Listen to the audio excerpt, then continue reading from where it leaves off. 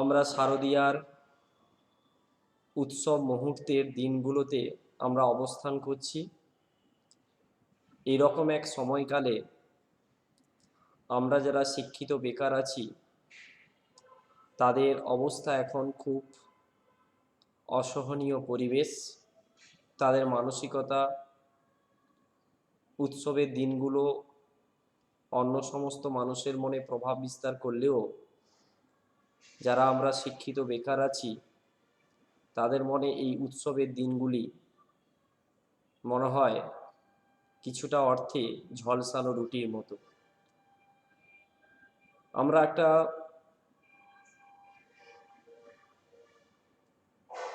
বিভিন্ন প্রতিকূলতামূলক পরিবেশের মধ্য দিয়ে আমাদের জীবনগুলোকে অতিবাহিত করছি। অতিবাহিত করার মূল কারণ বিভিন্ন হতে পারে, তাই আমরা বর্তমানে যে পরিবেশের মধ্যে আমরা অবস্থান করছি মনে হয় আর কতদিন এইভাবে চলবো আমরা বুঝতে পারছি না। আমরা বলি আমাদের মহান ভারতবর্ষ, কিন্তু মহান ভারতবর্ষের মহান বৈচিত্র্যেও মহান যে মহামানবদের দ্বারা যে মহান ভারতবর্ষ একদিন বিশ্বরূপে স্থান নেবে বা স্থান পাবে, এই আশায় আমরা যেমন তাকিয়ে আছি ঠিক তেমনি এই মহান ভারতবর্ষের বিভিন্ন রাজ্যগুলোকে তাকালে বা বিভিন্ন রাজ্যের সার্বিক পরিস্থিতির দিকে তাকালে তার সাথে সাথে আমাদের বেকারদের করুণ অবস্থা, বিশেষ করে শিক্ষিত বেকারদের করুণ অবস্থার প্রতিচ্ছবি আমরা প্রতি মুহূর্তে দেখতে পাই। বাসে, ট্রেনে এবং যে কোনো শিক্ষিত বন্ধু বান্ধবীকে বিভিন্ন মারফত কথা বললে তাদের মনের করুণ অবস্থার প্রতিচ্ছবি আমরা লক্ষ্য করতে পারি। সেইরকমই এক পরিস্থিতিতে আমরা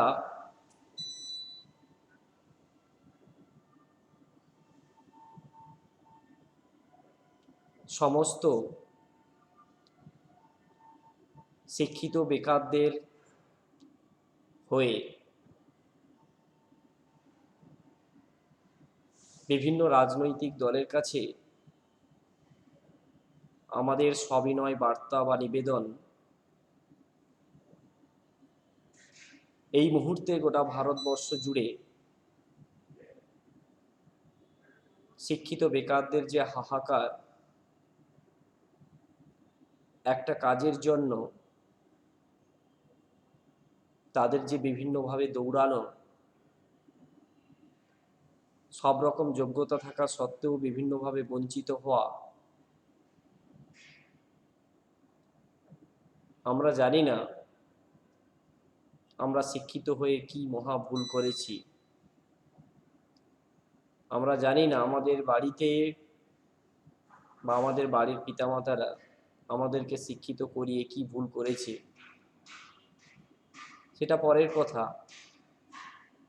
কিন্তু বর্তমান সিচুয়েশন এমনভাবে রূপায়িত হয়েছে, শিক্ষিত বেকারদের অবস্থা চরম সীমায়, মানে বিপদগামী চরম সীমায় সেটা বইছে। তাই আমরা বা আমাদের এক বিশেষ বার্তা সমস্ত রাজনৈতিক দলের কাছে, আমরা ভারতবর্ষ জানি বহুদলীয় রাজনৈতিক ব্যবস্থার মধ্য দিয়ে পরিচালিত হয়। সেখানে বিভিন্ন দল বিভিন্ন প্রদেশে বিভিন্ন রাজ্যে অবস্থান করছে। তাই সমস্ত রাজনৈতিক দল ভোটের সময় আপনারা বিভিন্নভাবে রাজনীতি করুন, সেটাও ঠিক আছে, কিন্তু বিশেষ করে শিক্ষিত বেকারদের এই জ্বলন্ত সমস্যার সমাধান করবার জন্য আপনারা একটা উপায় বের করুন। কারণ যেভাবে বেকারত্বের সমস্যা দিনের পর দিন বেড়েই চলেছে, পরে হয়তো এই সমস্যা কোথায় গিয়ে পৌঁছবে বা কি পরিস্থিতিতে সম্মুখীন হতে হবে আমরা কিন্তু ভেবে পাচ্ছি না। আমরা আজকের মহান ভারতবর্ষে বসবাস করছি, সেখানেও যে রাজনৈতিক দল থাকুক না কেন, বিভিন্ন রাজ্যে যে রাজনৈতিক দল থাকুক না কেন, সবার কাছে একটা বার্তা, আপনারা যৌথভাবে বিশেষ করে রাজনীতির জায়গায় করুন, ভোটের সময় রাজনীতি করুন, কিন্তু আমরা জানি আমাদের দেশ গণতন্ত্র, মহান গণতন্ত্রে আমরা বিশ্বাসী। তাই গণতন্ত্রের জায়গায় যদি দলতন্ত্র হয়ে যায় বা প্রশাসনিক ব্যবস্থায় যদি দলতন্ত্র হয়ে যায়, তাহলে কিন্তু আমরা যে মহান ভারতবর্ষকে একদিন বিশ্বের শ্রেষ্ঠতম শক্তিশালী ভারতবর্ষ হিসাবে দেখতে চাইছি, আমরা আজকে প্রায় স্বাধীনতার কয়েক বৎসর আমরা কাটিয়ে তুলেছি ইংরেজদের তাড়িয়ে। আজকের সেই ভারতবর্ষের দিকে তাকালে আস্তে আস্তে হয়তো আমরা বিভিন্ন দিক দিয়ে কিছুটা হলেও উন্নতি জায়গায় পৌঁছচ্ছি, কিন্তু আমাদের যে বেসিক সিস্টেমগুলো আছে, সেই বেসিক সিস্টেমগুলোর এখনো পর্যন্ত কোনো রকম পরিবর্তন ঘটেনি। আমরা ইংরেজদের সময় যেভাবে দেখেছিলাম বিভিন্ন প্রভিন্স দখলের যে লড়াই বিভিন্ন শক্তির মধ্যে, এখনো পর্যন্ত আমরা দেখতে পাই বিভিন্ন রাজনৈতিক দল বিভিন্ন প্রভিন্স দখলের জন্য বিভিন্নভাবে তারা যে কোনো পন্থা অবলম্বন করতে প্রস্তুত থাকে এবং রাজনীতির সময় তারা শিক্ষিত বেকারদের নিয়ে রাজনীতি করে এবং যে রাজনৈতিক দল যেখানে সিংহাসনে অধিষ্ঠিত হয়ে যাবে, তার পরবর্তীকালে তাদের সিস্টেমগুলো আমরা দেখি আবার বিভিন্ন উপায়ে পরিবর্তিত হয়।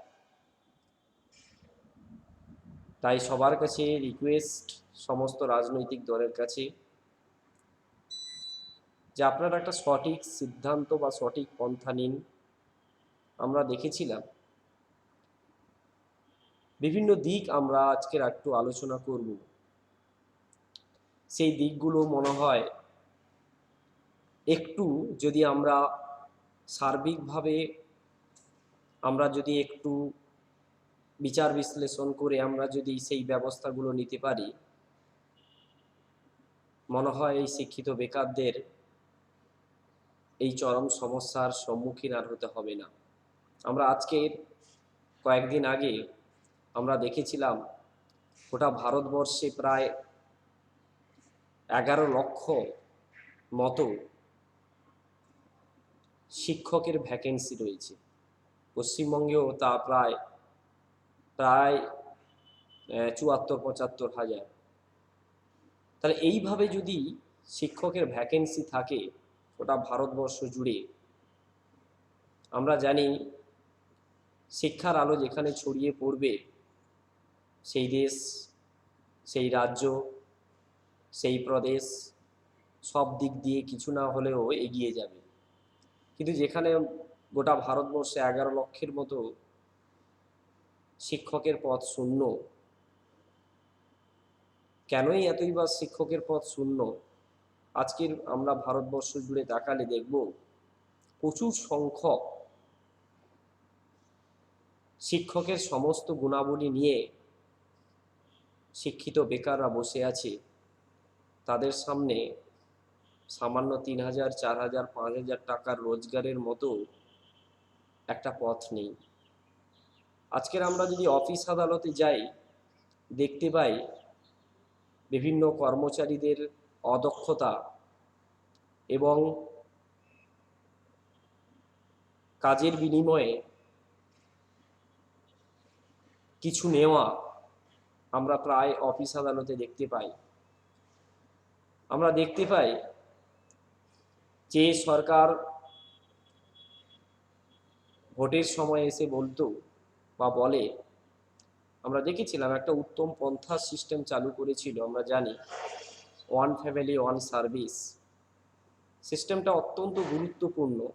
আমরা তাকিয়ে আছি ওই ব্যবস্থা কবে রূপায়িত হয়, কবে ইমপ্লিমেন্ট হয়,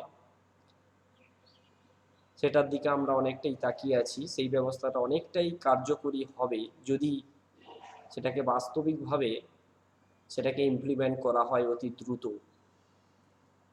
এছাড়া আমরা সব ক্ষেত্রে রাজনীতিকরণ ব্যাপারটা আমরা অনুভব করতে পারি। তাই আমরা যদি একটু প্রাচীন দিকে যদি ফিরে যাই, আমরা একটু মুঘল ও সুলতানি যুগে যদি একটু ফিরে যাই, সেই শাসকদের আমরা মহান শ্রেষ্ঠ শাসক হিসাবে চিনি, যে শাসকরা তাদের ধার্মিক দিককে প্রশাসনিক ব্যবস্থায়, তাদের অদক্ষতাকে প্রশাসনিক ব্যবস্থায় না নিয়ে তারা দক্ষ এবং যাদের দক্ষ গুণগুলো আছে সেই সমস্ত কর্মচারী নিয়োগের মাধ্যমে তাদের প্রশাসনিক ব্যবস্থাটা মানুষের সামনে তুলে ধরেছিল। তাই তারা মহান এবং শ্রেষ্ঠ শাসক হয়ে চিহ্নিত আছে আমাদের সামনে। তাই আমরা যে সমস্ত ব্যবস্থাগুলো আজকের আমাদের সামনে চোখে ধরা পড়ছে, আমরা বর্তমানে দেখছি, আমি দুটো বিভিন্ন কেন্দ্র সরকারের, রাজ্য সরকারের বিভিন্ন সিস্টেমগুলো নিয়ে আমরা আলোচনা করব। এই আলোচনার মাধ্যমে আমাদের এই বেকারদের করুণ অবস্থার কিছুটা হলেও প্রতিচ্ছবি আমরা ফুটিয়ে তুলতে পারব। তার আগে আমরা বলবো যে যারা শিক্ষিত বেকাররা আছো, তোমরা বিশেষ করে বেশি সংখ্যক, আমরা একটা কথা বলি না, শিক্ষিত বেকারদের বর্তমানে রাজনীতি করা উচিত নয়, কিন্তু এমন একটা পরিস্থিতির সম্মুখীন হয়েছি আমরা বা সম্মুখীন হতে চলেছি, আমরা মনে হয় আমরা যে রাজনীতি আদর্শে বিশ্বাসী হই না কেন বা যে দলকে আমরা ভরসা করি না কেন, আমরা চাইব সমস্ত শিক্ষিত বেকার যারা শিক্ষিত তারা সবাই রাজনীতির মধ্যে আসলে মনে হয় ভালো হয়। কেন? আমরা যদি সমস্ত দিক দিয়ে যদি রাজনীতির মধ্যে না এসে যদি আমরা পিছিয়ে থাকি, তাহলে মনে হয় এক শ্রেণীর মানুষ তাহলে কিন্তু আমাদের ওপর প্রভাব বিস্তার করবে। আমরা দেখি আজকের বিভিন্ন স্তরে, আজকের একটা মহান ভারতবর্ষে আমরা বসবাস করছি, এখনো পর্যন্ত দেখি একজন টিপসই দেয়, সেও একজন মেম্বার। দেখতে পাই আমরা ভারতবর্ষের বিভিন্ন অঞ্চলে যদি ঘুরি, তাহলে আমরা এগুলো দেখতে পাই। তারা যদি সে সিগনেচার যদি না করতে পারে, টিপসই দেওয়া, অনেক নেতা মন্ত্রী পদেও বসে আছে, তেমন কিন্তু শিক্ষিত নয়। তার মধ্যে যদি শিক্ষার আলো না থাকে, শিক্ষার মেরুদণ্ড যদি না থাকে, তাহলে সে সঠিকভাবে সমাজকে কিভাবে পরিচালিত করবে? তাই আমাদের উচিত বেশি সংখ্যক যে দলে হোক না কেন, যে দলে হোক, সেই দলে আপনারা আসুন, বেশি সংখ্যক যোগদান করুন। না হলে আমরা এই শিক্ষিত বেকারদের সংখ্যা দিনের পর দিন বাড়তেই থাকবে। আমাদের একটা উপযুক্ত সিস্টেম বা ব্যবস্থার মধ্য দিয়ে পরিচালিত হতে পারবো না। তা যদি সিস্টেমটা ঠিক না হয়, তাহলে আজকের এই ভারতবর্ষ জুড়ে 11 লক্ষের মতো শিক্ষক পদ শূন্য থাকতো না। আগে শিক্ষক পদটা ফুলফিল করা দরকার ছিল। আমরা জানি এখনো পর্যন্ত রেলে প্রচুর সংখ্যক ভ্যাকেন্সি পড়ে আছে, এখনো পর্যন্ত তার কোনো নিয়োগের ঠিক ঠিকানা নেই। এখনো পর্যন্ত আমরা দেখি যে রেল বা এয়ার ইন্ডিয়া কয়েকদিন আগে আমরা জানি টাটা গোষ্ঠী কিনে নিল। তাহলে আমরা সরকারি ব্যবস্থাগুলো আস্তে আস্তে আমরা বেসরকারিকরণের দিকে হাঁটছি। একদিকে কিন্তু ভালো প্রচেষ্টা, একদিকে কিন্তু তার নেতিবাচক প্রভাবও আছে। আমরা আজকের ভারতবর্ষে কিন্তু বসবাস করছি, আমরা আমেরিকায় বসবাস করিনি। কিন্তু আমাদের ভারতবর্ষকে যতটা আমরা পাশ্চাত্যকরণের দিকে নিয়ে যাই না কেন, তার আগে আমাদেরকে ভাবতে হবে যে আমাদের বেসিক সিস্টেমকে কন্ট্রোল করা। আমরা জানি আজকের আমাদের ভারতবর্ষের প্রচুর মেধা আজকে বিদেশে চলে যাচ্ছে। বিদেশে গিয়ে বিভিন্ন গুরুত্বপূর্ণ প্রশাসনিক পদে বিভিন্ন মানে গুরুত্বপূর্ণ তারা আবিষ্কার করছে, গুরুত্বপূর্ণ মানে পদে তারা অধিষ্ঠিত। বিভিন্ন মেধা আমাদের বিশ্বের বিভিন্ন প্রান্তে যদি তাকাই, আমাদের ভারতবর্ষের বিভিন্ন মেধা কিন্তু ছড়িয়ে ছিটিয়ে রয়েছে। সেই মেধাগুলোকে আমাদেরকে প্রথম আটকাতে হবে। আমরা আমাদের ভারতবর্ষের যে অভিবাসী নীতি আছে, মাইগ্রেশন, সেই সিস্টেমটাকে ঠিক করা দরকার, যাতে আমাদের মেধাগুলো ভারতবর্ষের মাটি থেকে না বিদেশে চলে যায়। সেই ভারতবর্ষের মেধাকে কাজে লাগিয়ে বিভিন্ন দেশ, বিশেষ করে ইউরোপিয়ান কান্ট্রিগুলো তারা নিজেদের মতো করে ইউটিলাইজ করছে। সেটাকে আমাদের রুখতে হবে, সেটাকে কেন্দ্র সরকারকে যথোপযুক্ত ব্যবস্থা গ্রহণ করতে হবে। এবং প্রচুর পরিমাণে আমাদের যারা ভারতীয় প্রচুর মানে পুঁজির ওপর তারা আছে, তারা কিন্তু বিদেশে প্রচুর পরিমাণ আমাদেরকে ভারতবর্ষে আয়কর ট্যাক্স ফাঁকি দিয়ে তারা কিন্তু বিদেশে গচ্ছিত টাকা সম্পদগুলোকে গচ্ছায়িত করছে। সেই দিকটাকে লক্ষ্য রাখতে হবে। এবং আমরা আজকে দেখছি, আমরা করোনা ভাইরাসের মতো একটা মহামারীকে দূরে সরাতে চলেছি। সেই রকম এক সংকটপূর্ণ পরিস্থিতিতে আমরা যখন ভারতবর্ষের প্রচুর মানুষ বিভিন্ন কোম্পানিতে যারা কাজ করত, বিভিন্ন বেসরকারি প্রতিষ্ঠানে যারা কাজ করত, তারা এখন ছাঁটাই অবস্থায় পড়ে আছে।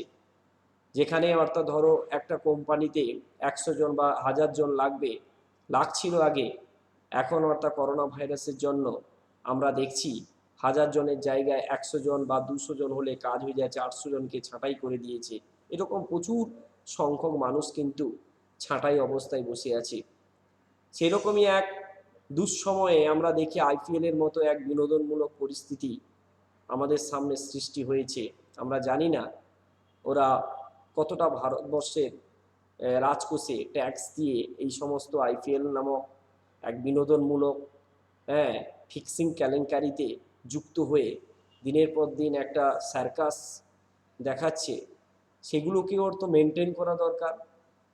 এবং আমরা দেখেছি আজকের আমরা বর্তমানে দেখতে পাই যে একটা উদ্ভূত সমস্যা, সেই সমস্যাগুলো প্রত্যেকটা প্রভিন্সে আমরা লক্ষ্য করতে পারি। যে আমরা এখনো পর্যন্ত দেখি সরকারি যে সমস্ত গাড়ি আছে, যানবাহন আছে বা রেল আছে, তারা এখনো পর্যন্ত আমরা দেখি আর্থিক বছর শেষে তারা যখন হিসেব দেয়, তখন আমরা দেখি তাদের লোকসানে চলছে সমস্ত মানে এই সমস্ত ব্যবস্থাপনাগুলো। তাহলে আমরা একটু যেহেতু আমার কমন আইডিয়া, মানে আমার ছোট বুদ্ধিতে যা আসে, আমরা যদি একবার ট্রেনে গেলে দেখতে পাই যে কি অবস্থা। তাতেও যদি বৎসরের শেষে যদি লোকসান দেখায়, তাহলে আমরা কোনটা বুঝবো? তাই তখনই আমরা আবার নিজেরাই বলে থাকি যে হাফজন নাকি টিকিট না কেটেই উঠে যায়। তাহলে টিকিট না কেটে যখন ওঠে তাহলে আমাদের ব্যবস্থাপনাগুলো ঠিক নেই। কেন টিকিট না কেটে উঠবে? তাহলে আয়টা যাতে সঠিকভাবে আমাদের মধ্যে আসে, সেই চেষ্টাটাকে বা সেই সিস্টেমটাকে সম্পূর্ণরূপে আমাদের সামনে তুলে ধরা দরকার। তার জন্য প্রচুর কর্মচারী যদি নিয়োগ করতে হয়, নিয়োগ করা দরকার। আমরা জানি প্রচুর কর্মচারী ছাঁটাই আছে, প্রচুর কর্মচারী ভ্যাকেন্সিগুলো এখনো পর্যন্ত কিন্তু পড়ে রয়েছে। সেগুলোকে যদি ফুলফিল করতে হয় বা করা হয়, তাহলে এতটাই কিন্তু আমরা বেসরকারিকরণের দিকে আমরা হাঁটতে পারি না। বেসরকারিকরণের দুটো, একদিকে কিন্তু ভালো জনকল্যাণমূলক পরিবেশ আমরা পাবো, পরিবেশ পরিস্থিতি পাবো, সেটা এক এক প্রকারে কিন্তু আমরা স্বীকার করে নিচ্ছি। কিন্তু এক প্রকারে স্বীকার করে নিচ্ছি যে আমরা কিন্তু দিনের পর দিন যে আমরা যে ব্যবস্থাগুলো এখনো পর্যন্ত ভাবতে হবে, ভারতবর্ষে কিন্তু 70% মানুষ দারিদ্র্য সীমার নিচে বসবাস করছে। এই দারিদ্র্য সীমার নিচে বসবাসকারী মানুষের সামনে সঠিক পরিষেবাটা তুলে ধরবার জন্য সরকারি ব্যবস্থাপনা কিন্তু অনেকটাই কার্যকরী ভূমিকা পালন করবে। তার আগে আমাদের যদি ভারতবর্ষের মেধা আর আর্থিক দিককে যদি ভালোভাবে আমরা ভারতবর্ষের মাটিতে যদি ইউটিলাইজ করি, তাহলে সত্যিকারে ভারতবর্ষকে মহান ভারতবর্ষে রূপায়িত করা যাবে। আমরা দেখি, আমরা যদি জাপানকে দেখি, আমরা আমাদের এশিয়া মহাদেশের যদি ছোট্ট দেশ এই জাপানকে যদি আমরা তাকিয়ে দেখি, তার যে মানে ক্রম উন্নতি আমরা লক্ষ্য করতে পারছি। আজকের ভারতবর্ষ কয়েক বছর আমরা স্বাধীনতা দিবস উদযাপন করে ফেললাম, কিন্তু আজকের এই 2021-এ দাঁড়িয়ে আমরা আত্মনির্ভরশীল হওয়ার ডাক দিচ্ছি। আত্মনির্ভরশীল হওয়ার ডাক দেওয়া হয়েছিল আমরা জানি 1906 সালে স্বদেশী আন্দোলনের মধ্য দিয়ে। এত বছর অতিক্রান্ত কিন্তু আমরা আত্মনির্ভরশীল হতে পারিনি। আত্মনির্ভরশীল হওয়ার প্রধান অন্তরায় হচ্ছে আমাদের মেধাগুলোকে বাইরে চলে যাওয়া আর দেশের সম্পদগুলো বাইরে চলে যাওয়া। দুটো এখনো পর্যন্ত আমরা আটকাতে পারিনি। যে সরকার আসছে, অর্থাৎ সেই সরকার রাজনীতির মধ্য দিয়ে পরিচালিত হতে হতে এমনভাবে ভারতবর্ষকে, এমনভাবে আমাদের পশ্চিমবঙ্গকে, এমনভাবে অর্থাৎ বিভিন্ন রাজ্যগুলোকে দৈন্যদশায় পরিণত করছে, তার থেকে আমাদেরকে সঠিক রূপদানের জন্য প্লিজ অনুরোধ করছি যে আমাদের প্রশাসনিক জায়গায় দলতন্ত্রটাকে যাতে না প্রবেশ করতে দেওয়া হয়। যদি দলতন্ত্র মাথাচাড়া দিয়ে ওঠে, রাজনীতি যদি মাথাচাড়া দিয়ে ওঠে, তাহলে সঠিকভাবে এই শিক্ষিত বেকারদের চলন্ত সমস্যা কোনোদিন সলিউশন হবে না। তাই আমাদের এইভাবে অর্থাৎ সঠিক ব্যবস্থা কিন্তু গ্রহণ করতে হবে। আমরা দেখছি আমাদের সারদা, নারদা, রোজ ভ্যালি, তারপরে আমাদের যে সমস্ত কোম্পানিগুলো গড়ে উঠেছিল, প্রচুর মানুষের টাকা অর্থাৎ আত্মসাৎ হয়েছে বিভিন্ন মাধ্যমে। তাহলে আমরা ইডি, সিবিআই, তারপরে সিআইডি, যে সমস্ত তদন্তকারী সংস্থার মধ্য দিয়ে এখনো পর্যন্ত তার বিচার বিশ্লেষণ অর্থাৎ চলে যাচ্ছে, আমরা জানি না ওই মানুষগুলো কবে টাকা পাবে।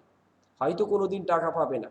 কিন্তু আমার একটা ছোট্ট বুদ্ধিতে মাথায় আসে, এই সিবিআই, ইডি অর্থাৎ সিআইডি করে যে কয়েক লক্ষ লক্ষ কোটি কোটি টাকা প্রতিদিন খরচ হচ্ছে, একে ধরে ওকে জিজ্ঞেস করে, কিন্তু আমরা দেখছি প্রকৃত অর্থাৎ দোষীগুলো কে না দোষী সাব্যস্ত করে আমরা দেখছি তাদেরকে বিভিন্নভাবে বিচারের ফাঁক রেখে তাদেরকে মানে একদিকে যেন আমরা একটা নাটক বা ড্রামা দেখছি।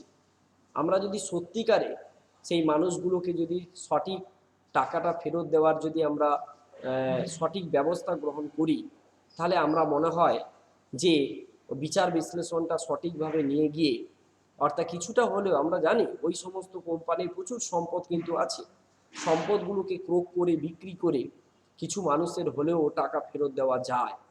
কিন্তু সঠিক যদি ব্যবস্থা আমরা গ্রহণ করি, তা না করে আমরা প্রতিদিন দেখছি একটা বিচারের নামে লক্ষ লক্ষ কোটি কোটি টাকা সেগুলোকে আমরা খরচ করছি, আদবে কিন্তু লাভের লাভ কিছুই হচ্ছে না।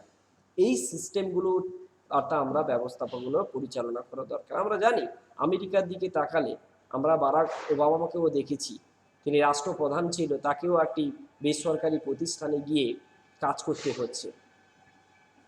হচ্ছে, আমরা জানি কোম্পানির একটা কাজ করছে। তাহলে আমরা এখানে একটা সিস্টেম দেখি যে আমরা মহান ভারতবর্ষকে আমরা জানি যে কতদিন আমরা উন্নয়নশীল থাকবো, আমরা তো উন্নতশীল হতে হবে একদিন দেশকে। হ্যাঁ, এটা একটা গুরুত্বপূর্ণ দিক, কিন্তু তার আগে আমরা দেখব যে সমস্ত নেতা মন্ত্রী, এমএলএ বলো, এমপি বলো, যারা যে সমস্ত রাষ্ট্রপতি বলো, প্রধানমন্ত্রী বলো, যে সমস্ত গুরুত্বপূর্ণ পদগুলো আছে, তাদের একবার যদি কেউ এমএলএ হয়, একবার যদি কেউ এমপি হয়, একবার যদি কেউ মন্ত্রী হয়, তাহলে তাদের অর্থাৎ মানে পুরো পরিবার বলো বা পুরো তার যে একবার 5 বছরের জন্য নির্বাচিত হলে সে তার জীবন মানে আজীবন পর্যন্ত তিনি সেই সরকারি সুযোগ সুবিধা নিয়ে চলে যাবে। কেন এটা হয়? কেন এটা ভারতবর্ষে এটা হবে কেন? এটা তো পাশ্চাত্য দুনিয়ায় হয় না। তাহলে আমরা ভারতবর্ষকে পাশ্চাত্য দুনিয়ায় নিয়ে যাচ্ছি, অথচ আমরা দেখছি যে 5 বছরের জন্য যদি সে নির্বাচিত হয়, তার পেছনে সে আজীবন অর্থাকাল অর্থাৎ সেই সরকারি পরিষেবাগুলো পেয়েই যাচ্ছে। আমরা জানি অর্থাৎ বিভিন্ন অর্থাৎ যদি এই সরকারি মন্ত্রী, আমলা বা এমএলএ বা এমপিদের অর্থাৎ যদি ক্যান্টিনে আমরা যাই, অর্থাৎ নামমাত্র টাকায় তারা খাওয়া দাওয়া করে, নামমাত্র তারা অর্থাৎ সমস্ত দিক দিয়ে অর্থাৎ তারা ফ্রি অর্থাৎ পরিষেবা পায়। তাহলে এই পরিষেবাগুলো কিন্তু তারা মানে সারা জীবন ধরে অর্থাৎ কিন্তু এই সমস্ত পরিষেবাগুলো পেয়েই যায়। কেন? তাহলে এই সিস্টেমগুলো চেঞ্জ করতে হবে। তিনি যতক্ষণ আমরা তো সেবা করবার জন্য এসেছি, সেই জনসেবার নামে যদি আমরা দেখি যে আত্মকেন্দ্রিক একটা মানসিকতা যদি অর্থাৎ আমাদের মধ্যে ঢুকে থাকে, তাহলে অর্থাৎ সেটাকে কিন্তু জনসেবা বলা হয় না, নিজ সেবা বলা হয়। তাই জনসেবা বা মানুষের সেবা যদি করতে হয় সঠিকভাবে, তাহলে আমরা মনে করি হয়তো তাকে রামকৃষ্ণ মিশনের সাথে যোগ দেওয়া অতি বাঞ্ছনীয়। তাহলে অর্থাৎ দেখতে হবে মানুষ সেবা কাকে বলে। তাহলে এই সিস্টেমগুলো কিন্তু পরিবর্তন করতে হবে।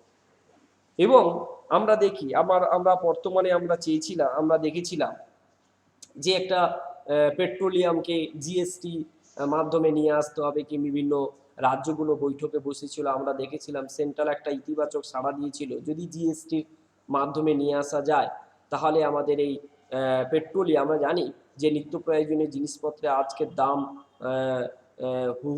দ্রুত গতিতে বেড়েই চলেছে, সেগুলোকে যদি কমাতে হয় তাহলে এই পেট্রোলিয়ামজাত যদি জিএসটির মাধ্যমে নিয়ে আসা যায় তাহলে অনেকটা কমতে পারে। আর অনেকটা বললে অনেকটাই কমবে, এখন প্রায় 40% মতো আমরা দেখছি। অর্থাৎ যদি ওকে যদি জিএসটির মাধ্যমে নিয়ে আসা যায়, তাহলে আমরা জানি কোনো প্রোডাক্টের ওপর হাইয়েস্ট জিএসটি হচ্ছে 28%। তাহলে যদি হাইয়েস্ট জিএসটি অর্থাৎ যদি ধরা যায় 28%-এর তাকে নিচে আমরা রাখতে পারতাম, তাহলে কিন্তু পেট্রোলের বা ডিজেলের বিভিন্ন দামগুলো যেমন কমতো, ঠিক তেমনি আমরা দেখতাম যে পেট্রোলিয়ামজাত অর্থাৎ পেট্রোলিয়ামের দাম অর্থাৎ বা পেট্রোলিয়ামজাত বিভিন্ন দ্রব্যের দাম যখন কমতো, আমরা জানি নিত্য প্রয়োজনীয় জিনিসের দামও তখন কমবে। তাহলে এই সিস্টেমটাও হলো না। তাহলে আমরা দেখছি সমস্ত ক্ষেত্রে একটা রাজনীতিটাকে কিভাবে বাঁচিয়ে রাখা যায় সেই চেষ্টা কিন্তু আমরা অনিয়মিতভাবে দেখছি। তাই এবং আমরা দেখছি বর্তমানে যে বিভিন্নভাবে সরকার আমরা দেখি যে আয় নেই, টাকা নেই, অথচ চাকরি দেব কোথা থেকে। কিন্তু আমরা দেখছি একের পর এক বিভিন্ন প্রকল্প, একের পর এক বিভিন্ন পরিষেবা মানুষের কাছে পৌঁছে যাচ্ছে বিভিন্ন উপায়ে। সেইগুলোকে আমরা যখন আমার টাকা থাকবে না, আয় থাকবে না, তাহলে আমি কি করব? আমার অর্থাৎ সেটাকে খরচ বাঁচাতে হবে, খরচ কমাতে হবে, কিন্তু খরচ কমছে না, অথচ অর্থাৎ টাকা নেই। এবং অর্থাৎ শিক্ষিত বেকারদের অর্থাৎ করুণ অবস্থার সম্মুখীন হচ্ছে। আজকের আমরা একটু স্পেসিফিক অর্থাৎ যদি এক্সাম্পলের মাধ্যমে যাই, আজকে প্রায় এই পশ্চিমবঙ্গে আমরা 2014 থেকে এসএসসি নেই। আমরা পশ্চিমবঙ্গ সরকারের কাছে অনুরোধ, প্রতি বছর যাতে এসএসসি পরীক্ষাটা আবার শুরু করা যায় সেই দিকে হাঁটুন প্লিজ। কারণ প্রচুর সংখ্যক বিএড ডিএলএড ছেলেরা বসে আছে। আজকে 2014 থেকে যদি আমরা তাকাই, আজকে 2021, এই 7-8 বছরে প্রায় 7 লক্ষ 8 লক্ষ বিএড ডিএলএড জমে গেছে, এবং তার পূর্ববর্তী অর্থাৎ বিএড ডিএলএডরা আছে প্রায় 10 লক্ষের অর্থাৎ কাছাকাছি হয়ে গেছে। তাহলে এইরকম একটা শিক্ষিত বেকারদের অবস্থা, এমনভাবে অর্থাৎ পৌঁছে গেছে, তাদের অর্থাৎ এজ, তাদের বয়স দিনের পর দিন বেড়েই চলেছে। তারা একটা অসহায় পরিস্থিতির মধ্যে সম্মুখীন হয়েছে। হ্যাঁ, তারা না পারে অর্থাৎ কোনো কিছু করতে, না পারে এগোতে, না পারে অর্থাৎ কৃষিকাজের দিকে ঝুঁকতে, না পারে কোনো কিছু করতে। শুধু চাকরি চাই তা একটা কোনো ছেলে চাইছে না যে আমরা শুধুই যে অর্থাৎ শিক্ষকতা করব তা কেন, কোনো সরকার সবই যে অর্থাৎ যে শিক্ষকতার মধ্য দিয়ে বেকার সমস্যার সমাধান করবে তা নয়। আমরা চাই যে একটা শিক্ষিত বেকারদের হাতে একটা কিছু করে অর্থাৎ খাওয়ার জন্য বা কিছু ইনকামের একটা সোর্স অফ মানে ওয়ে, অর্থাৎ একটা রাস্তা, একটা ইনকামের একটা রাস্তা তাদের অর্থাৎ দিকে দিয়ে দেওয়া হোক। এইভাবে তো বেকার সমস্যার সমাধান করা যেতে পারে। তাই বেকার সমস্যার সমাধানের জন্য আমরা দেখি যে বিভিন্ন অর্থাৎ কেন্দ্র সরকার বিভিন্ন অর্থাৎভাবে আমরা বিভিন্ন কেন্দ্র রাজ্য মিলে যদি আমাদের এই পশ্চিমবঙ্গে যদি অর্থাৎ ইন্ডাস্ট্রিয়ালাইজেশনকে যদি অর্থাৎ শিল্পায়নকে যদি অতি দ্রুত গতিতে যদি এগিয়ে নিয়ে যাওয়া যায়, তার জন্য আমরা অনুরোধ করব যে শিল্প অত্যন্তভাবে গুরুত্বপূর্ণ ভূমিকা পালন করে বেকার সমস্যা দূরীকরণের জন্য। তাই বেকার সমস্যা দূরীকরণের মূল মাধ্যম হতে পারে শিল্পায়ন। তাই অর্থাৎ শিল্পের প্রতি যদি আমরা বিভিন্ন কোম্পানিকে এনগেজ করে কেন্দ্র রাজ্য যৌথভাবে যদি আমরা অর্থাৎ যদি তাদের সৌহার্দ্যপূর্ণ পরিবেশ পরিস্থিতিতে যদি অর্থাৎ শিল্পায়নের বিস্তার যদি ঘটানো যায়, তাহলে আমরা যেমন ভারতবর্ষকে ইউরোপের মতো একটা দেশে নিয়ে যেতে পারবো, তেমনি আমরা আমাদের এই শিক্ষিত বেকারদের সমস্যা যেমন সমাধান হবে, তেমনি আমরা বিভিন্ন উপায়ে আমরা ভারতবর্ষকে আত্মনির্ভরশীল করতে পারবো। তাই এটার জন্য অর্থাৎ দরকার একটা পারস্পরিক অর্থাৎ সহৃদ্যতা, পারস্পরিক একটা রাজনীতির মেরুদণ্ডকে ভুলে গিয়ে একটু সহাবস্থান নীতি গ্রহণ করা, শুধু শিক্ষিত বেকারদের একটু চোখের দিকে অর্থাৎ চেয়ে এবং তাদের দিকে তাকিয়ে সঠিক পন্থা গ্রহণ করা।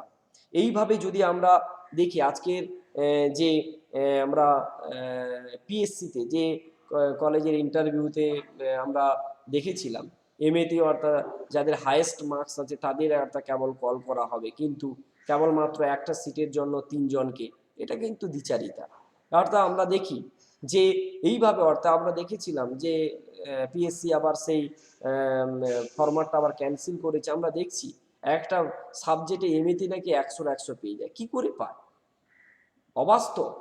যে ইউনিভার্সিটি হোক না কেন 100 পায় এমএতে, এটা মানে কাল্পনিক ব্যাপার। তাহলে এইভাবে অর্থাৎ আমরা বিভিন্ন ঘটনা কিন্তু আমরা চোখের সামনে অর্থাৎ দেখতে পাচ্ছি। তাই আমাদের দেখতে পাচ্ছি অর্থাৎ আমাদের যেই মহান ভারতবর্ষকে আমরা জানি আজকের দিনে একটা গ্লোবালাইজেশনের অর্থাৎ যুগে আমরা এই করোনাকে নিয়ে আমরা দেখেছি, তালিবানকে নিয়ে একটা সম্মিলিত জাতিপুঞ্জে বিভিন্ন দেশগুলো কিভাবে অ্যাভয়েড করলো সেই সমস্ত দেশের বিরুদ্ধে একটা সঠিক পন্থা গ্রহণ না করে। আমাদের ভারতবর্ষকেও ভাবতে হবে যে ও আমেরিকা বলো যে দেশ বলুক না কেন, তারা কিন্তু আমরা দেখছি ভেতরে ভেতরে এদিকে অর্থাৎ আমরা তাদের বিরুদ্ধে কিন্তু সঠিক ব্যবস্থা গ্রহণ করছে না। নিরাপত্তা পরিষদে সেই চীন আছে।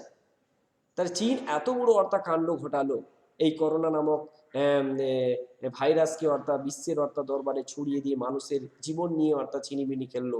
তাহলে এই নিয়ে কিন্তু চীনের ওপর অর্থাৎ একটা কোনো কিছু স্টেপ নেওয়া হলো না। আফগানিস্তানে তালিবান নামক অর্থাৎ সন্ত্রাসবাদী দল, সেখানেও কোনো স্টেপ নেওয়া হলো না। সম্মিলিত জাতিপুঞ্জ পুরো ছোট জগন্নাথ হয়ে বসে থাকলো। কিন্তু এরপরেও আপনার ভারতবর্ষকে সত্যি সত্যি এই মুহূর্তে একটা আত্মনির্ভরশীল ভারতবর্ষ গড়ে তোলা দরকার। নাহলে যে কোনো পরিস্থিতিতে যে কোনো সময়ে শত্রুর অর্থাৎ শত্রুপূর্ণ দেশগুলো কিন্তু মাথাচাড়া দিয়ে উঠবে। বিশেষ করে আমরা জানি চীনের বিভিন্ন প্রোডাক্টগুলো আমাদের ভারতের বাজারে ছেয়ে গিয়েছিল, সেগুলোকে আমরা অ্যাভয়েড করতে পেরেছি বিভিন্ন আইন কানুনের মাধ্যমে। তাহলে আমরা দেখব অর্থাৎ চীন কিন্তু অর্থাৎ ভারতবর্ষের বাজারে বা ভারতবর্ষকে একটু দমানোর জন্য কিন্তু চেষ্টা করবে। তারা বিভিন্ন শত্রুপূর্ণ দেশগুলোর সাথে হাত মেলাবে। তাহলে তার আগে আমরা ভারতবর্ষকে অর্থাৎ সঠিকভাবে অর্থাৎ সঠিক চিন্তায় বা সঠিকভাবে আমাদেরকে গড়ে তুলতে হবে। সেরকম একটা সঠিক মানসিকতা তেমনভাবে আমাদের গড়ে তুলতে হবে। কয়েকদিন আগে আমরা দেখেছি চীনের বিভিন্ন সৈন্যবাহিনী অর্থাৎ তারা আমাদের ভারতীয় অর্থাৎ সীমা অতিক্রম করেছিল।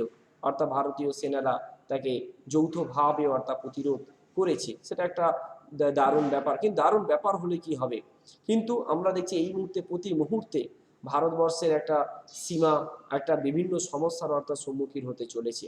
তা এইভাবে আমরা দেখছি সেখানে সম্মিলিত জাতিপুঞ্জ বিভিন্নভাবে অর্থাৎ দেখার পরেও অর্থাৎ বিভিন্ন উদ্যোগ গ্রহণ করলো না। এ থেকে আমাদের বুঝতেই হবে যে দেখছি ইউরোপিয়ান কান্ট্রিরা নিজেদের মধ্যে গোপনভাবে হয়তো আঁতাতে তারা সংযোগপূর্ণ আছে, কিন্তু এই মুহূর্তে অর্থাৎ ভারতবর্ষকে সত্যিকারের শ্রেষ্ঠ শক্তিশালী দেশ হিসেবে গড়ে তোলা দরকার।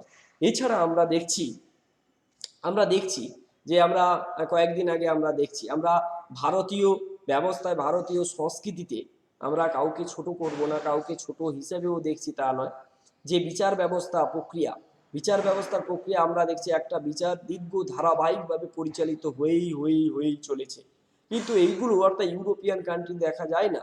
বিশেষ যে সমস্ত বিচার অর্থাৎ প্রক্রিয়া আমরা সঠিকভাবে অর্থাৎ একটা নির্দিষ্ট সময়ের মধ্যে অর্থাৎ সেগুলোকে অর্থাৎ মীমাংসা করা দরকার।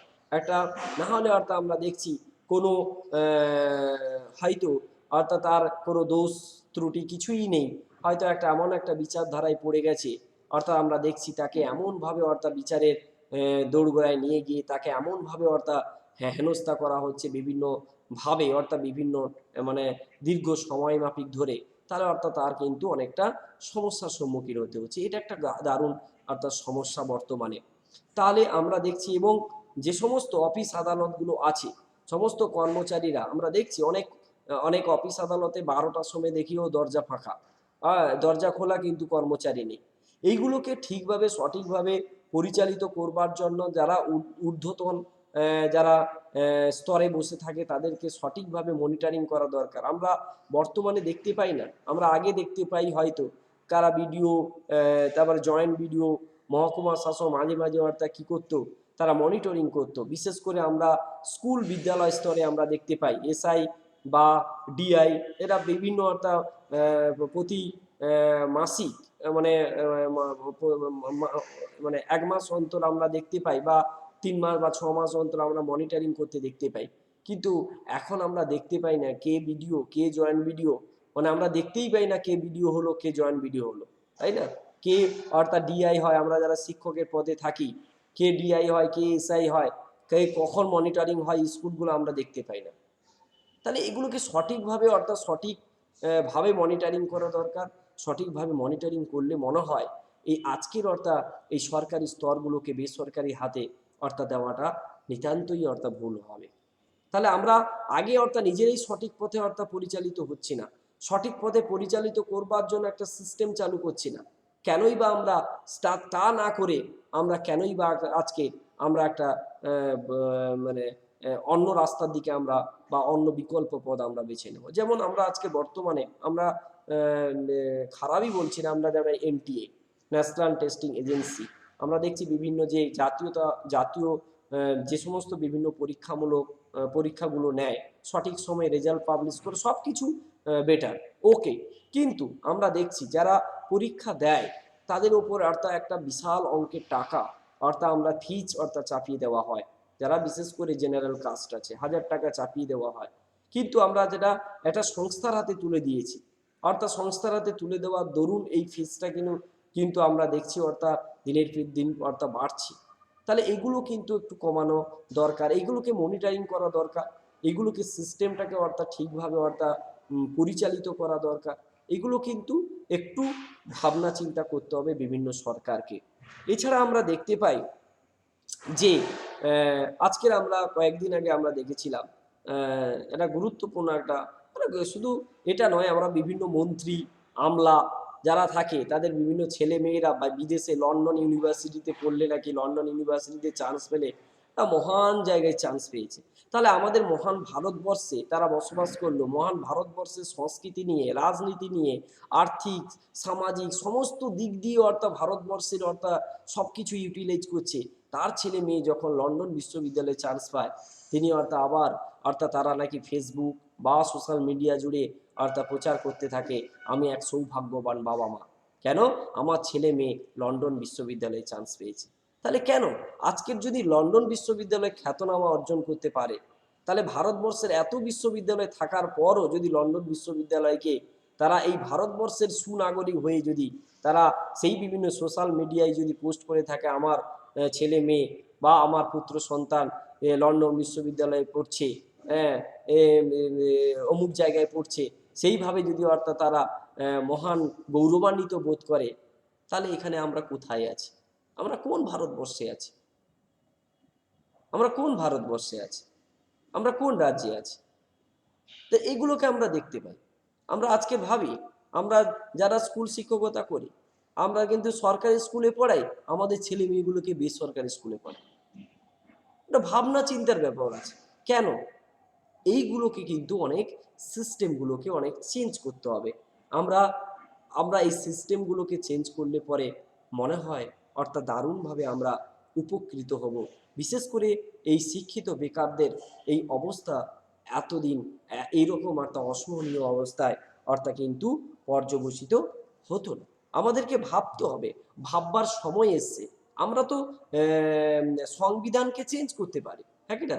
2/3 সংখ্যাগরিষ্ঠের ভিত্তিতে আমরা পার্লামেন্টে, লোকসভায়, রাজ্যসভায় বিল পাস করিয়ে আমরা যদি কোনো কারণে কোনো অর্থাৎ ধারায় কোনো আইনের মধ্যে যদি অর্থাৎ ফাঁক ফুকর থেকে থাকে, সেগুলোকে আমরা চেঞ্জ করে এগুলো ব্যবস্থাপকগুলোকে ইমপ্লিমেন্ট করতে পারি জনগণের স্বার্থে, বেকারদের স্বার্থে, শিক্ষিত বেকারদের স্বার্থে, মানুষের স্বার্থে। তাহলে এগুলোকে তো আমরা করতে পারি, তাহলে কেনই বা করব না? তাহলে আজকের দিনে কিন্তু ভাববার অর্থাৎ সময় এসছে। আমরা দেখেছি আমরা স্কুল অর্থাৎ বিদ্যালয় স্তরে দেখলে আমরা দেখতে পাই একটা ছেলে বা মেয়ে 40% রেজাল্ট না পেলে স্কলারশিপ পায় না। কিন্তু আমরা দেখতে পাই, আমরা টিচাররা হয়ে কি করি, একটা ছেলে বা মেয়ে সে অর্থাৎ যদি 0 পায়, 1 পায়, 2 পায় বা 10 পায়, তাকে আমরা করে দিচ্ছি 40 করে পাঠিয়ে দিচ্ছি। কেন? সেই ছেলে মেয়েটা যাতে স্কলারশিপ পায়। কিন্তু প্রকৃতপক্ষে সে ছেলে মেয়েটা জানলই না যে 40 পেল। সে নিজে লিখিত পেয়েছে 1 বা 2 বা 10, শুধু তাকে স্কলারশিপটা পাইয়ে দেওয়ার জন্য তাকে 40 করে দেওয়া হচ্ছে। তাহলে এইভাবে আমরা দেখলাম, হ্যাঁ অবশ্যই একটা সেই ছেলেকে আমরা স্কলারশিপটা পাইয়ে দিচ্ছি, কিন্তু প্রকৃতপক্ষে ওই ছেলে মেয়ের যে মানে মানে এডুকেশন কোয়ালিটি কতটা হলো, কি হলো, সেটা কিন্তু আমরা ভাবছি না। এইভাবে কিন্তু আমরা একটা দারুণ সমস্যার কিন্তু সম্মুখীন হতে চলেছি। একটা বিপদগ্রস্তের একটা পরিবেশে আমরা কিন্তু নিমজ্জিত হতে চলেছি। আমরা সবাই মাস্ক তোলার জন্য ব্যস্ত, কিন্তু আমরা দেখি যদি কোয়ান্টিটি দেখি, গুণগত অর্থে যদি আমরা মানে পড়াশোনার যদি আমরা একটু মানে বিচার বিশ্লেষণ করি কলেজ বিদ্যালয় স্তরে, বর্তমানে অনেকটা কিন্তু মান অনেকটা কিন্তু নিম্নগামী। এগুলোকে কিন্তু আমাদেরকে সঠিকভাবে কিন্তু ভাবতে হবে, ভাববার কিন্তু সময় এসছে। হ্যাঁ অবশ্যই আমরা জানি যে 2020-তে যে নতুন শিক্ষা পরিকল্পনা ঘোষিত হয়েছে, এই নতুন শিক্ষা পরিকল্পনা সত্যিকারে যদি বাস্তবে আমাদের বিভিন্ন কলেজ স্কুল স্তরে যদি মানে ইমপ্লিমেন্ট হয়, অতি দ্রুত যাতে হয়, আমরা সেটা আহ্বান করব। কারণ অত্যন্ত খুব স্কিল বেস একটা এডুকেশন পলিসি, এটা যদি আমরা গ্রহণ করতে পারি, বাস্তবে কিন্তু অনেকটাই আমরা কিন্তু এগিয়ে যেতে পারবো এবং ভারতবর্ষকে একটা আত্মনির্ভরশীল ভারতবর্ষে রূপান্তরিত করতে পারবো। এটা কিন্তু তাড়াতাড়ি অর্থাৎ যত দ্রুত সম্ভব এটাকে করা। এছাড়া আমরা দেখব যে প্রচুর পরিমাণ আমরা এখানে অর্থাৎ দেখতে পাচ্ছি যে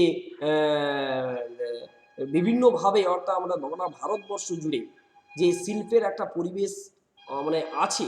আমরা জানি ইউরোপিয়ান কান্ট্রি যারা আর্থিক পূর্ণ দেশে পরিণত হয়েছে, তাদের মূল সোর্স অফ ইনকাম তো ইন্ডাস্ট্রি, আর কিছু নেই। তাহলে ইন্ডাস্ট্রিটাকে কেন ভারতবর্ষে সঠিকভাবে রূপায়িত করা হচ্ছে না? তার জন্য কেন্দ্র রাজ্য বিভিন্নভাবে কোঅপারেশন করে এইভাবে অর্থাৎ ইন্ডাস্ট্রিকে ভালোভাবে আমাদের পুনর্গঠিত করতে হবে। যে সমস্ত জায়গায় গঠন করা দরকার সেগুলোকে গঠন করতে হবে। এইভাবে আমরা কিন্তু আমাদেরকে সঠিকভাবে অর্থাৎ আমাদেরকে নিয়ে যেতে হবে, সঠিক চিন্তায় আমাদেরকে বা সঠিকভাবে আমাদেরকে এই সিস্টেমগুলোকে ইউটিলাইজ করতে হবে। আমরা সামান্য যদি বাংলাদেশে চলে যাই, আমরা দেখি যে সরকারি একটু এক্সাম্পলে সরকারি আধিকারিকরা সকালবেলায় বা মর্নিং ওয়াক করার সময় তাদের একটা ডিউটি থাকে। কি ডিউটি থাকে? না যে ধরো আমি একটা লোকাল আমলা, তাহলে আমি একটা লোকাল আমলা, আমার লোকাল একটা এরিয়া আছে, সেই লোকাল এরিয়া আমি মনিটরিং করব যে কোন একটা নতুন একটা বাজার আছে, ধরো সেই বাজারে একটা 100টা দোকান আছে, তার পরের দিন গিয়ে দেখলাম 5টা দোকান আবার বসে গেছে। তাহলে আমি যে ওই এলাকার যে একটা গুরুত্বপূর্ণ পদে আছি, আমি কৈফিয়ত নেব ওই 5টা দোকান কার ছাড়পত্র নিল, কিভাবে বসলো। তাহলে কি আমরা যদি প্রতি মুহূর্তে আমরা যদি এই মনিটরিং করি, তাহলে আমরা দেখতে পাবো যে কেন কি হচ্ছে, কি ব্যাপার হচ্ছে, তাহলে আমরা পুঙ্খানুপুঙ্খভাবে আমরা রিপোর্টগুলোকে ভালোভাবে আমরা সেগুলোকে পেশ করতে পারবো। তাহলে এই সিস্টেমটা একটা ধারাবাহিক মাধ্যম, যদি আমরা প্রত্যেক ঊর্ধ্বতন কর্তৃপক্ষ যেগুলো আছে আমরা সঠিকভাবে যদি অর্থাৎ মনিটরিং করি, সঠিকভাবে যদি আমরা দেখি, তাহলে কিন্তু আমরা এইভাবে কিন্তু পরিচালিত হতে পারবো না।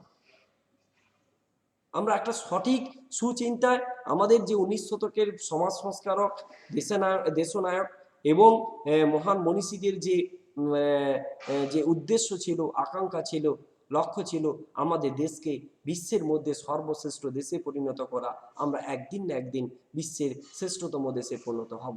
আমরা বিশ্বাস করি আমাদের মেধার মতো কোনো বিশ্বের কোনো দেশে এরকম মেধা নেই, কিন্তু আমাদের মেধাগুলোকে অন্য দেশে ইউটিলাইজ করছে, আমরা কিন্তু ইউটিলাইজ করতে পারছি না।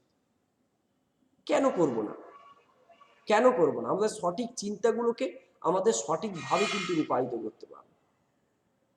আমরা আজকে দেখছি যে বিভিন্ন অলিম্পিক গেমসে যে চীনরা, আমেরিকানরা তাদের যে খেলাগুলো নিয়ে ব্যস্ত, যে খেলাগুলো নিয়ে মানে আর্নিং করার একটা সোর্স আছে, সেই সমস্ত খেলা, সেই সমস্ত ইভেন্ট নিয়ে ব্যস্ত।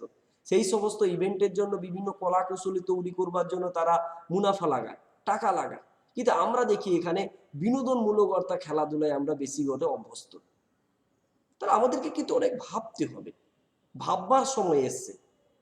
না যদি ভাবি, সবাই সব জায়গায় যদি আমরা রাজনীতিকরণ দেখি, সব জায়গায় যদি আমরা রাজনীতি নিয়ে ভাবি, প্রশাসন ব্যবস্থায় যদি আমরা রাজনীতিকরণ ঢুকিয়ে দিই, তাহলে কিন্তু সে দেশ কোনোদিন হয়তো মহান ভারতবর্ষে রূপায়িত করা অসম্ভব হয়ে পড়বে। তাই আমাদের যৌথ প্রচেষ্টা, যৌথ উদ্যোগ, আমরা রাজনীতি করব। যখন ভোটের সময় 2 মাস 3 মাস 5 মাসের তখন রাজনীতি করব, কিন্তু 4.5 মাস 4.5 বছর আমরা ভুলে যাব। সব কিছু রাজনীতিকে ভুলে গিয়ে কিভাবে অর্থাৎ মানুষকে সঠিক চিন্তা নিয়ে যাওয়া যায়, সঠিক রাজ্যকে সঠিক পন্থায় নিয়ে যাওয়া যায়, সঠিক দেশকে সঠিক জায়গায় নিয়ে যাওয়া যায়, সেই চিন্তায় আমাদেরকে ভাবতে হবে। যদি আমরা ভাবি না, আজকের মনে হয় 11 লক্ষের এই টিচারশিপ ভ্যাকেন্সি থাকতো না। আজকে আমরা যদি সঠিক ভাবতাম না, আমাদের রাজ্যে 75,000 না 77,000 টিচারশিপ ভ্যাকেন্সি থাকতো না। আমরা যদি সঠিক ভাবতাম না, তাহলে এত সংখ্যক আজকে MA BEd অর্থাৎ প্রচুর সংখ্যক PhD করা ছেলেরা বসে আছে, 3,000 টাকা ইনকাম করতে পারছে না, বাড়িও যেতে পারছে না কিছু না করার জন্য। তাহলে এইরকম হাহাকারে আমরা পড়তাম না। তাহলে সমস্ত সরকারের কাছে রিকোয়েস্ট, একটু প্লিজ ভাবুন, যৌথ প্রচেষ্টা নিন, যৌথ উদ্যোগ নিন, যৌথ চিন্তায় আপনারা মগ্ন হন, যৌথভাবে আপনারা রূপায়িত হন। সব কিছুকে অর্থাৎ ভুলে গিয়ে কিভাবে আমরা দেশকে এগিয়ে নিয়ে যাব, রাজ্যকে এগিয়ে নিয়ে যাব, কিভাবে আমাদের এলাকাটাকে এগিয়ে নিয়ে যাব সঠিকভাবে। আমরা আজকে এখনো পর্যন্ত প্রভিন্স দখলের লড়াইয়ে ব্যস্ত। তাহলে যদি এখনো পর্যন্ত 2021-এ দাঁড়িয়ে যদি আমরা প্রভিন্স দখলের লড়াইয়ে ব্যস্ত থাকি, তাহলে মনে হয় আমাদের ইংরেজ ইস্ট ইন্ডিয়া কোম্পানি ভালোই ছিল। আমরা সেই সময়ও তো প্রভিন্স দখলের লড়াইয়ে ব্যস্ত ছিলাম। তা আমাদের মধ্যে যদি কোনো ভুল থাকে, কোনো যদি সঠিক সিদ্ধান্ত নেওয়ার প্রয়োজন হয়ে থাকে, তাহলে আমরা যে সংবিধানকে চেঞ্জ করতে পারবো না তেমনও তো কিছু নেই। আমরা 2/3 সংখ্যাগরিষ্ঠতার ভিত্তিতে আমরা কিন্তু সংবিধানকে চেঞ্জ করে সঠিক সিদ্ধান্ত আমরা নিতে পারি। তাহলে কেন নেব না? এইভাবে একটা বর্তমানে কিন্তু ভাববার সময় এসছে। তাই বর্তমানে যত শিক্ষিত বেকাররা আছে, আমরা বলবো সমস্ত শিক্ষিত বেকাররা আজকের আপনারা সবই অর্থাৎ যে রাজনৈতিক দলে আপনারা পছন্দ করেন না কেন, সেই রাজনৈতিক দলেই যোগদান করুন। তাহলে শিক্ষিতরা যদি অর্থাৎ মানে সবাই যদি অর্থাৎ রাজনীতি দলে নাম লেখায়, বা আমরা জানি রাজনৈতিক দল বা রাজনৈতিক ব্যবস্থাপনা না থাকলে কোনো সিস্টেম পরিচালিত হতে পারবে না, আমরা সবাই জানি, আমরা শিক্ষিত হয়ে। আমরা যদি অর্থাৎ সেই আঙ্গিনায় থেকে যদি আমরা বাইরে চলে যাই, তাহলে কিন্তু আমরা অনেকটা পিছিয়ে পড়বো, দিনের পর দিন পিছিয়ে পড়বো, পরবর্তী প্রজন্মটাকে আমরা কিন্তু অর্থাৎ পিছিয়ে দিয়ে যাব। তাহলে আমরা যদি অর্থাৎ সেই কাজে অর্থাৎ আমরা ব্রতী হই, তাহলে কিন্তু অনেকটাই কিন্তু আমরা যে চিন্তায় আমরা মগ্ন আছি, সেই চিন্তায় অনেকটাই কিন্তু আমরা নিজেদেরকে এবং অপরকে আমরা এগিয়ে দিতে পারবো, বিশেষ করে দেশকে। এইভাবে আমাদেরকে দূরে না সরিয়ে রেখে যে যা যা আদর্শ বিশ্বাসী হোক না কেন, সবাই অর্থাৎ সেই আদর্শে গিয়ে নাম লেখান, তাহলে অর্থাৎ মনে হয় আমরা অনেকটাই অর্থাৎ কিন্তু এগিয়ে যেতে পারবো। এইভাবে আমাদেরকে সঠিক চিন্তায় মগ্ন হতে হবে, সঠিকভাবে এগিয়ে নিয়ে যেতে হবে, সঠিক চিন্তায় আমাদেরকে এগোতে হবে। এইভাবে আমাদেরকে সমস্ত রাজনৈতিক দলের কাছে একটাই বার্তা, আপনারা সৌহার্দ্যপূর্ণ পরিস্থিতি নিন, রাজনীতি নিয়ে পরে ভাববেন, রাজনীতি করে পরে করবেন, আগে যে সমস্ত বার্নিং জ্বলন্ত সমস্যাগুলো এখন মাথাচাড়া দিচ্ছে, সেই জ্বলন্ত সমস্যাগুলোর সমাধান করুন।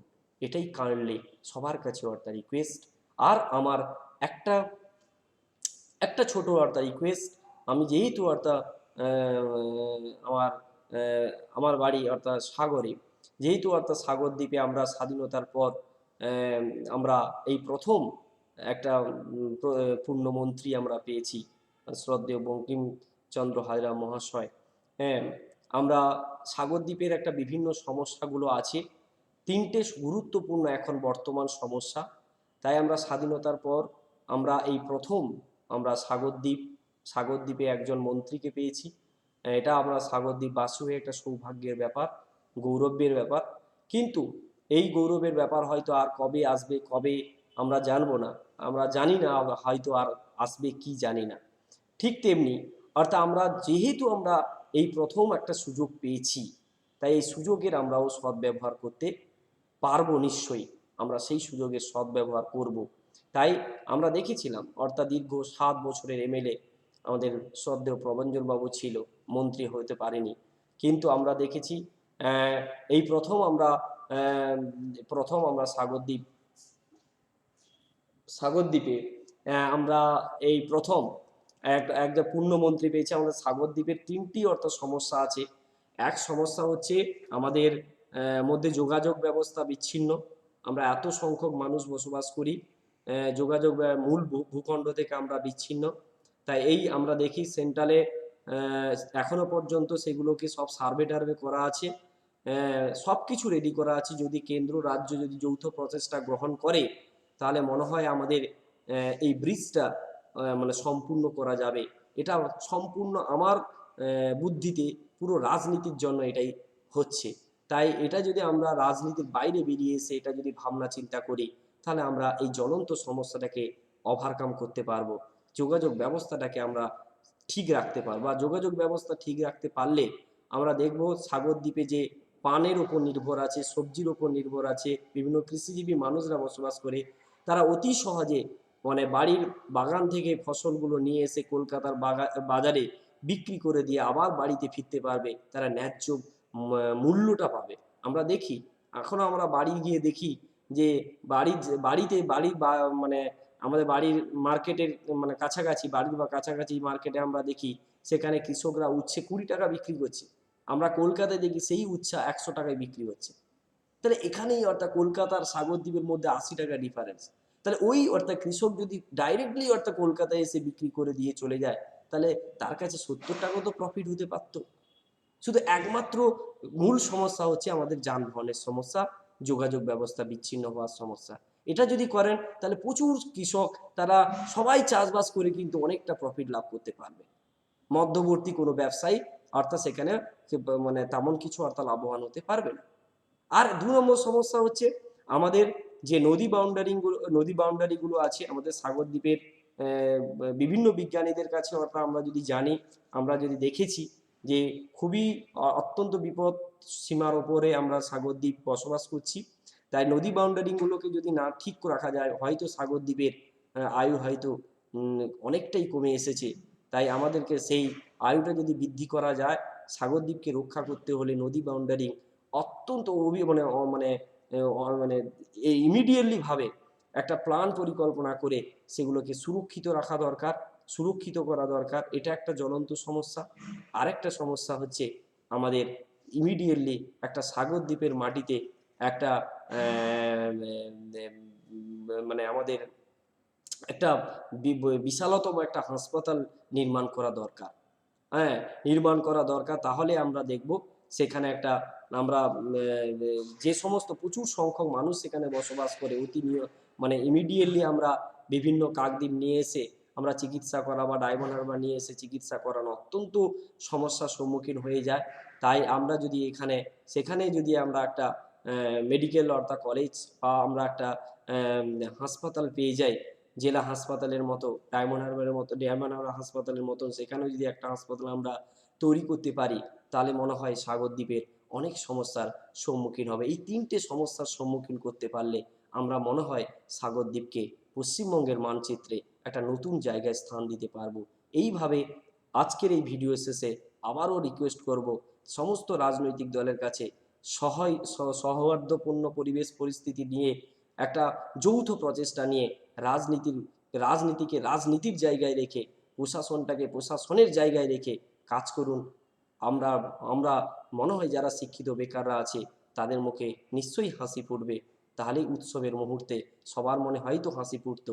কিন্তু আমরা এইভাবে যদি চলে তাহলে মনে হয় একটা সামনে মানে বিভিন্ন একটা সমস্যার সম্মুখীন হতে চলেছে। সে সমস্যাটাকে কোনো রাজনৈতিক দলের কাছে টেক্কা দেওয়া মনে হয় আর সম্ভবপর হবে না। সবার কাছে এটাই হচ্ছে প্রার্থনা।